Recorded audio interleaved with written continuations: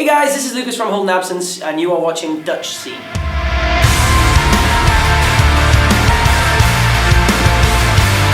Yeah, very excited. You know, we released this album and we went straight to America and then straight to Australia, so we've been fortunate enough to play it and see the response to it. But of course, you know, this is our home, right? So it's like, we're really excited to see these songs in their full glory. But yeah, and we're playing 6 new songs tonight, so it's like, that's a lot really. So yeah, I can't wait to see the response. Well, a big part of this album was the trilogy concept. So when we started writing this album, we thought to ourselves, I don't know why, sometimes when you create something, you yearn towards something you don't understand, and it's almost not until you finish it do you understand what you were kind of trying to do in the first place. But with this, we just felt like, I don't know man, like making it a trilogy felt like it made sense. So with that in mind then, it was almost like it had to follow up the first two to kind of exist in the first place, right? So, but to your point, yeah, it was definitely tough, and I talk about this a lot, where it's like, sometimes an album will get judged not on how good it is, but how good all your other albums are. And it almost feels like unfair, almost, because you kind of wish everything was in a vacuum. But, you know, I think the most important thing is we're honoured that people like our first 2 albums so much. And I mean, that's a good problem to have. But I think we consciously tried to do things different on this record, you know. So Celebration Song and Perish are the 2 opening tracks of our first 2 records, and they both take a minute, swell up into this epic thing or whatever. And we just thought for this album, we were like, let's just do the opposite, you know. So Head Prison Blues is like very fast, you know, and stuff like that, you know. We kind of started thinking, if it feels natural to do it and we've done it before, let's do it different, you know, and just trying to find new space within a sound that we've grown comfortable within, I'd say. But I hope people feel like it's on par with the first 2. And for me personally, I think, you know, it's kind of like a TV show, you know. If you showed somebody an episode of a TV show, they might think it's good, but if they'd watched the whole show, they truly understand it to its full potential. And I think the context of this album is quite an important part as well. Yeah, I mean, every creative feels like that, because essentially, you know, you're doing something that you love and something that feels natural, and then you're being told that, you know, you need to now have pressure to do it and you can live your dreams out. And it's like, it almost feels preposterous that anybody can be a musician, if that makes sense. So unless you're very arrogant, I think most people have imposter syndrome for the most part. But I think an interesting thing about this album was that it was written during our most intense period as a band, you know. So we toured the world for the first time, and of course I felt like an imposter more in New York than I did back home, right? So I feel like that sort of thing manifested almost because of the success of the band. But yeah, I tried with that sort of thing, I try not to go on about the same topics too much, but then at the same time I always try and listen to what I'm naturally feeling in my soul, if that makes sense. Yeah, that's a good question. And I think for the most part you do grow numb to what you say.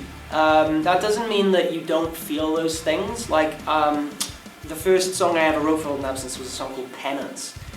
We played it at the beginning of this year on a tour.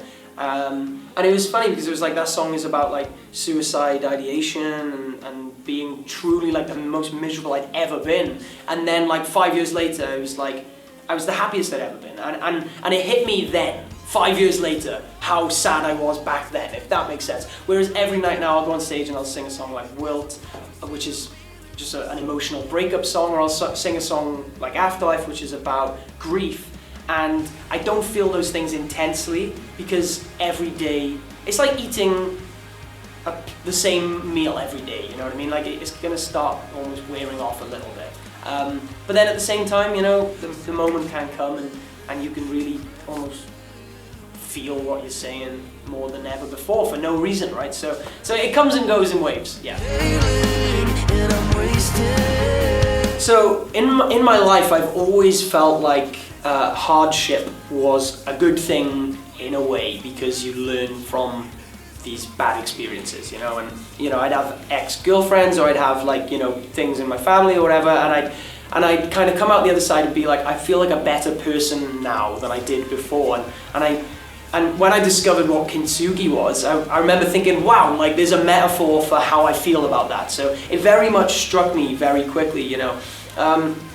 But one of the other things that really inspired this album was Michelangelo's David, the sculpture, you know, and then kind of I realized that I was like leaning into this thing of like art being created through destruction, essentially. When you think about a marble sculpture, you have to break it to create something, and with kintsugi it's about making something better because it's been broken. So those two things were completely unrelated, and then I realized they were about the exact same thing. So for me that was like, I know I have to follow this, you know. And I think, you know, The Angel in the Marble, which is the last track on the record, very much sums up my thought process with a lot of that, and this concept of kind of being destroyed to be created.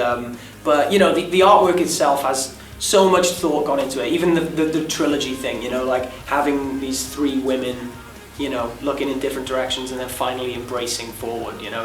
This album is about embracing yourself. And so there's a lot of that in it, yeah.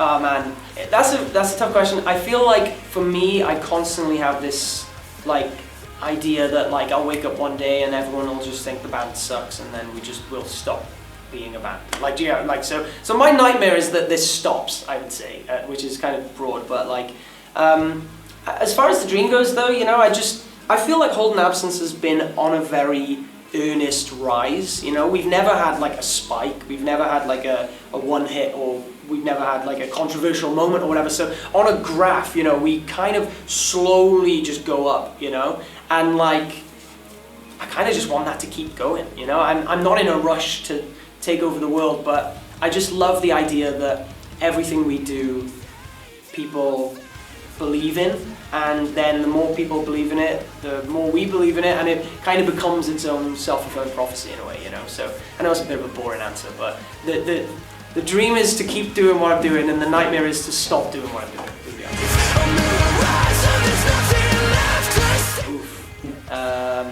Definitely not Thornhill. Hate that band. No, I mean Thornhill would be a good one, but I think we did those two split EPs with two bands that are completely heavier than us. There's like no question that we're the light band.